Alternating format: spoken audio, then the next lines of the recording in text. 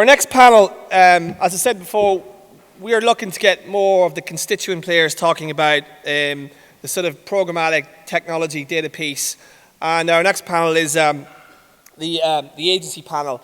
There's been sort of a lot of interesting sort of developments in the trading desk model. A lot of it's kind of been brought back in, baked into the actual opcos themselves.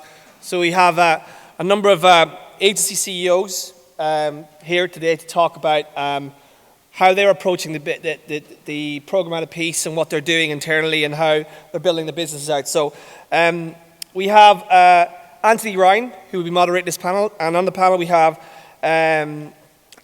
Damien, Pippa, and Paul. So we could call them to the stage, please. A round of applause for our next panel.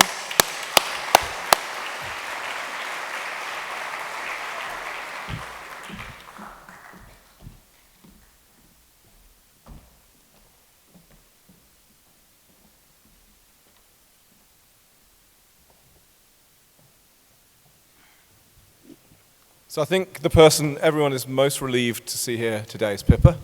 Round of applause for Pippa. Woman! Woo! Well, in addition to Pippa, we have an entire stack of, I think that's a technical word in this world, a stack of agency luminaries. We have Paul, who's running Havas Media UK. It's an agency with a track record of ruthlessly ejecting dinosaurs, and he personifies and drives the digital-first integrated media agency agenda with the broadest definition of what media stands for. I'm sure he'll elaborate. Damien trailblazed digital IPG, and then for OMG across EMEA, and then got his hands dirty to live the ad tech and startup reality. He was the CEO of Adnologies and founder and CEO of Device9. So again, on this panel, you have somebody that's walked in the shoes of many of you out there. And I'd say it's a real coup for Maxis to have grabbed him as their Global Chief Strategy Officer. And then we have Pippa, CEO of Starcom. She joins this panel to stop all of us, as I've called us here, digital crack addicts, spouting jargon, ignoring the real world of clients and all media strategies, and the fact that people like to buy stuff out there in the real world. I think very smartly encapsulated as human experiences in your positionings to the market. Casper talked about the tech industry speaking to itself a lot, and this is a very specialist forum. And agencies are very often criticized in this type of environment as moving too slowly, as being obsessed with price rather than value, often looking at the wrong KPIs, and sometimes, dare I say it, even labeled as lazy. Paul, would you talk generally not just about the brilliance of Havas, but generally about in defense of the agency community? Okay, yes. This panel is programmatic, about do agencies see it as a tactical kind of pastime or strategic. And I think the fact that you've got 3 C-level folk from inside the agency groups, so not from the trading desks here, tells you that it's absolutely strategic. I would say in defense of the agency community that this is a very complicated space. Our clients, I'm sure I speak for the panel here, there are only a small percentage that I would say generally consider themselves and would voice themselves as experts in this space. They have challenges from their own perspective in terms of silos, in terms of where responsibility for this sits, where responsibility for data and tech sits from an IT perspective versus marketing versus commercial versus sales. And the challenge that I suppose an agency has is that ultimately you've seen this summer a lot of media business move agencies. And the vast majority of the time, that comes down to not only are you the best kind of choice and have the best talent, but it comes down to can you deliver my media more cheaply? And there's already been a lot of chat about value versus price. Obviously, that debate will continue throughout today. But we are employed as agencies to actually kind of buy effectively. So we have to make sure that that is a key focus for us. But that doesn't mean that that's what we're obsessed with. But you have to understand that most of the time, when business moves between agency to agency, there are very large kind of requirements in terms of delivering that cutting in cost. And that does drive some behaviour. within the agency community. I'd also say that we are increasingly trying to think about how do you not silo programmatic, how do you not silo ad tech and technology and data, because the fact that we're here as a C-level audience talking about this tells you that in order to bring these skills back into the core of the agency, so it affects all media, because I think there's a danger that we only talk about digital and digital channels here today, but ultimately the revolution we're talking about this morning should impact all marketing, all touch points, and allow us to get better at managing traditional media touch points as much as digital. So starter for 10, they're three things I would throw out there. Great, thank you. Damien, as somebody who's sat on both sides, why do you think there's such a gap between two sides of what are absolutely a mutually dependent ecosystem? I think to build on what Paul's just said, it's because it's so complex. I think we're probably at the most complex stage the industry is going to be at. I mean, for example, in the UK, half of media spend is kind of old media, half of it is digital. In digital display, half of it is programmatic, half of it is non-programmatic, which means that life is especially complex. We also haven't had the fallout and the sort of reduction that Terry talked about with the large 2,500 odd companies down to whatever it's going to be, which means life is very complex, which means that I think that from the ad tech individuals need to perhaps take a broader perspective, and because programmatic is only one part of what agencies are doing. I mean, you've got sort of three different Marcom's techniques. You've got messages, you've got experiences, and you've got conversations. Programmatic is usually the delivery of the messages, faster, better targeted, individualized, etc. But there's a whole range of other techniques that agencies have to manage in different types of media. So ad tech, I think, needs to understand that and be broader. That said, I think a lot of agency people need to get deeper and to understand the technologies, because every time, I think it's been said here, every time you meet a new ad tech company, they're all into data-driven advertising. It's like, yeah, great. So people have to really understand the technology, and I think the more people who do work on both sides of these things, the better the understanding will be. I'd like you both to maybe think, because I'm going to come to you in a second, Pippa. I'd like you also to talk a little bit about expectations on the side of the ad tech community, to how realistic it is for the clients that you're working with to embrace change quickly. Do you want to start with that, Damien? Because you've probably been on the other side. How clients can embrace technology. I think, certainly what we're seeing is a lot of clients are having to, we're used to engaging mainly with, I suppose, CMO downwards. And that generally moves downwards down to sort of media managers. We've got new, more strategic technologies which are out there now, data management platforms. I know they've been around for 6-7 years, but really they're getting adopted much more in the last sort of 18 months. And there are particular challenges there, because that means that clients are having to bring in CRM experts. They're needing to bring in far more of their social experts, far more of their on-site analytics and e-commerce experts. All of these things in order to utilize those sort of technologies. So there's a natural joining up of a lot of the functions, which is great, but a lot of clients aren't structured in that way, and they don't have agencies always structured in that way in terms of the ones they have on roster. So there's a lot of change that's required from that perspective. Similarly, some of those ad tech, so like a data management platform, it's one of the few pieces of ad tech which can't be bought on a campaign-by-campaign basis. Most things, ad server, DSP, all of these things, you can switch them on, switch them off as required. But a data management platform, you can't, and that means there's a lot of budgeting challenges for clients as they manage that transition. Actually, rather than Paul, Pippa. Again, so I'm going to ask you in a second to almost give a sense of realism around how clients are looking at this whole space. I just want to say it's clear that your agency is not backward in this area, so I'm not suggesting that in asking you to maybe put the counter-argument that there is a legacy of slow adoption, quite the opposite. But I'd love you to check some of the hyperbole in this area with a dose of reality. Yeah, I think, as the guys have said, it is without doubt a highly complex, highly specialised area, but I think it offers such a massive opportunity, and it is no longer just a kind of adjunct component of the buy anymore. So what we've done in our agency is we've really kind of flexing our programmatic dexterity, if you like, and we've brought our programmatic skill set and our teams into the agency, and we've done that for kind of very simple reason, is in that it made sense for programmatic to be specialised while it was, to be incubated while it was iterating and growing. We were testing and learning about it. But very much for clients, what they want is they just see it as another part of how do they achieve their media and marketing objectives. It doesn't make sense for them to have it as a silo. It doesn't make sense for us to have it as a silo. And what agencies have always been very good at, and which is why clients work with us, is really focusing on the customer. So programmatic gives us the opportunity to have lots more data, but it's how you interpret it that really matters.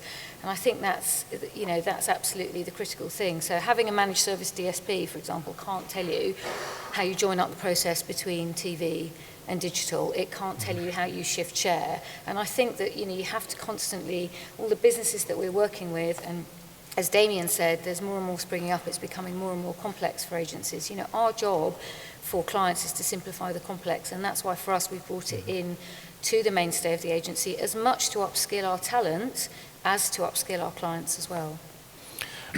So this summer, Paul already mentioned it briefly, this summer there's been a phenomenal volume of pitch activity from some of the world's largest brands, calling pitches that are managing into the billions of dollars.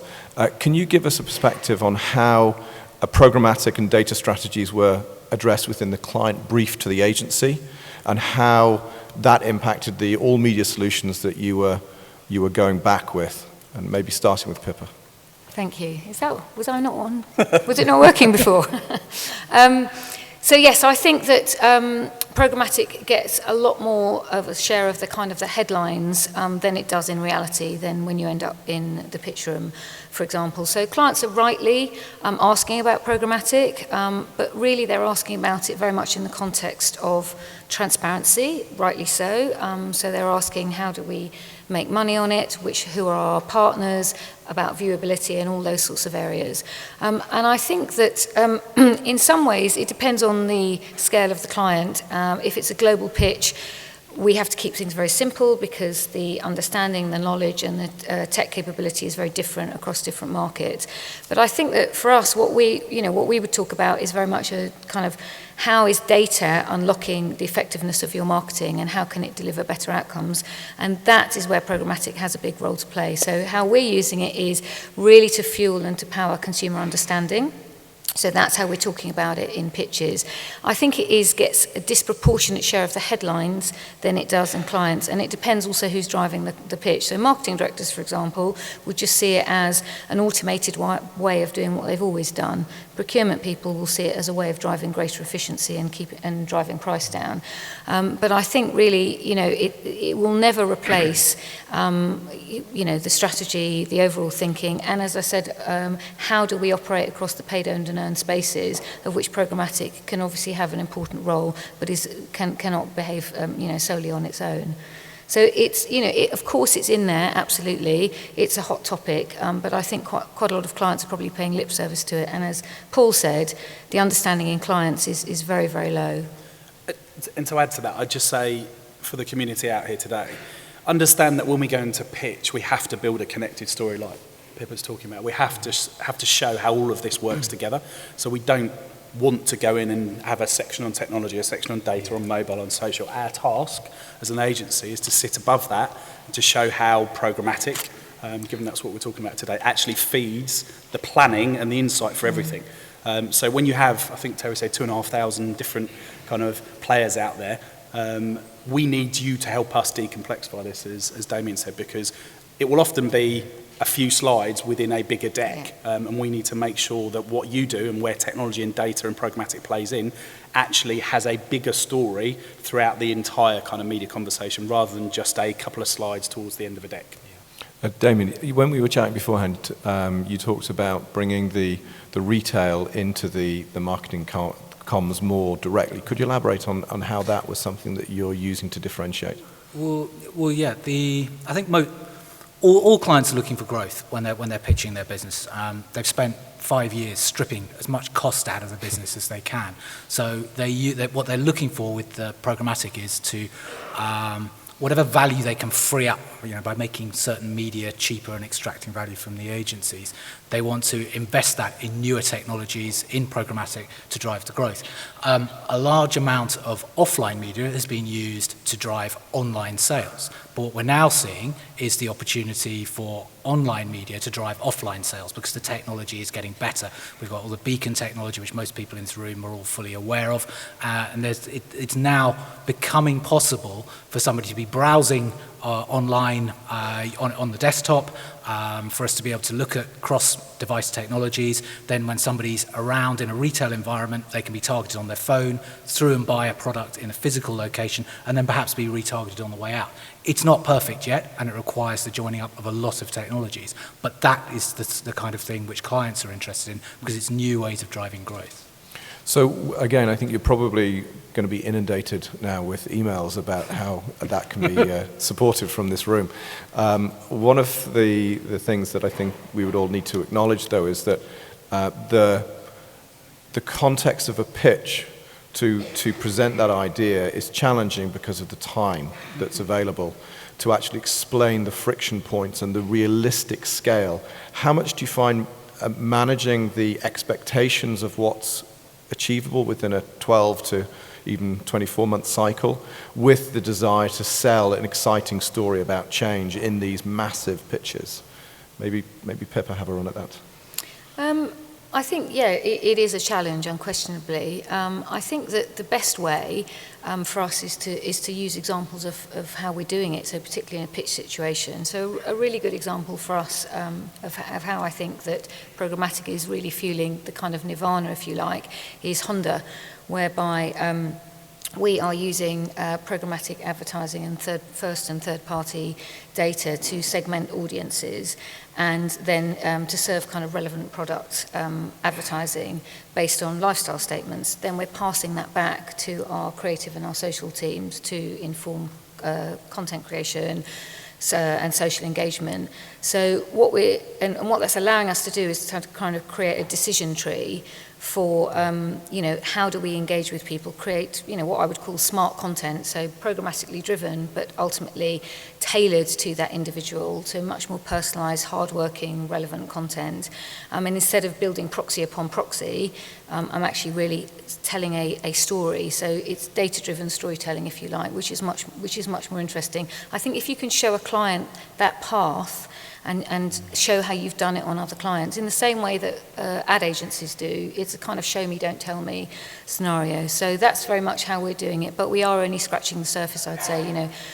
Honda is a very good example. There aren't enough of them, and I think that's what I would say to a lot of the businesses in this room, is help us to unlock that, help us to unlock the data that you have and how we can make it more creative, better storytelling, rather than just a kind of performance-driven focus. Paul, could you maybe talk a little bit about where creative sits in all of this? Yeah, this is a bit of a bugbear of mine. How many creative agencies in the room? Okay, there you go. That's my bugbear, right? Because, Pippa just mentioned storytelling. Arguably, this development with the market gives us a better understanding of what messages to put in front of people, yet there are only a few rare examples of where it's brought together. So if you go back to, and it was talked about earlier in one of the panels, if you go back to direct marketing, as much time was spent thinking about how you kind of create the segments as was spent thinking about how you then create messaging that kind of falls into those segments. And we've got to change this because I think we're in danger of wallpapering the web with a lot of irrelevant advertising that's poorly thought through. And there hasn't been a lot of talk about people at the end of this, but look at the amount of people that are saying that they are less favourable towards advertising than they used to be. If you look at the Advertising Association stats, in 20 years, the amount of people that say they're positive towards advertising in the UK is halved. The amount of people that are starting to download ad blockers, and I'm not saying ad blockers herald the death of the internet, but it's a wake-up call that we have to think about how we serve people rather than just mindlessly serve billions of ads towards people. And that can only be achieved if you bring the creative agency around the table. So a good example that we're working on right now is for O2. So similar to the example Pippa gave, for the Rugby World Cup, we've created 800 variations of pieces of content that's been developed by VCCP. We've created a newsroom which has VCCP, us around the table, and even our programmatic people and our social people, so that we can take that content and push it out tactically when England score a try, because the whole campaign's focused on wear the rose and support England. So we can tactically respond to where we see kind of interesting opportunities. So it requires us to invite the right people into the conversation. It requires them to be here and in the conversation. Otherwise, we're not going to change that. Damien, you've obviously been trying to sell technology about experience optimization in the past into the agency. Not just limiting to that, but again, helping people in this room understand who should they be speaking to in the agency structure to bring innovation, whether or not it's creativity innovation, whether or not it's innovation around cross-device. Where should we be going? Because obviously the structure of the agency is far from clear to any outsider. Yeah, the unfortunate answer to that is it's pretty much everybody, because everybody in the agency should understand programmatic technology, and it depends on the client's requirements and the structures of the account teams, and agencies are constantly restructuring, and it really does start with the people who have custodian, I suppose, is the consumer and the brand, so the account teams, and then the activation experts, then perhaps the data planners. So unfortunately, it is working its way through that. And I do appreciate that a lot of the ad tech individuals here, because you're an ad tech either works or it doesn't. If you're an agency, you can have a strategy. Some people may like it, so other people may not like it. And so that means that I think ad tech companies think very much of, right, are we going to do this? Yes, no. I'm in the meeting, say yes or say no. And it doesn't work like that. It's a long process of selling it in, going through the different gateways, because agencies, and their role has changed, as well as sort of being people who advised advertisers on how they should buy media or how media should be selected. We're now advising advertisers on how technology should be selected and implemented. And so the same process, rigor, structure, as everybody has said here, is it needs to be required. And that takes time, and it does mean painful RFPs. But we also have RFPs that we have to deal with advertisers. So there's enough for all, I think. I mean, Pippa, I know that you guys are putting the restructuring your organization to ensure that programmatic is at the heart. How do you reconcile that vision for the agency structure with the fact that we know some clients are looking at whether or not there should be insourcing, in-housing, whatever we want to call it, the programmatic function in the same way maybe historically they've insourced web development, website management? How do you structure a strategic argument to the client around that? Well, I think, we work with many different clients in many different ways, and we respect whatever they try to do with their business. I think, and we do have some businesses who are doing it themselves, and that's fine. I would say this, wouldn't I? But I think that the challenges that advertisers that try to bring it in-house face are enormous, and not least because of the talent.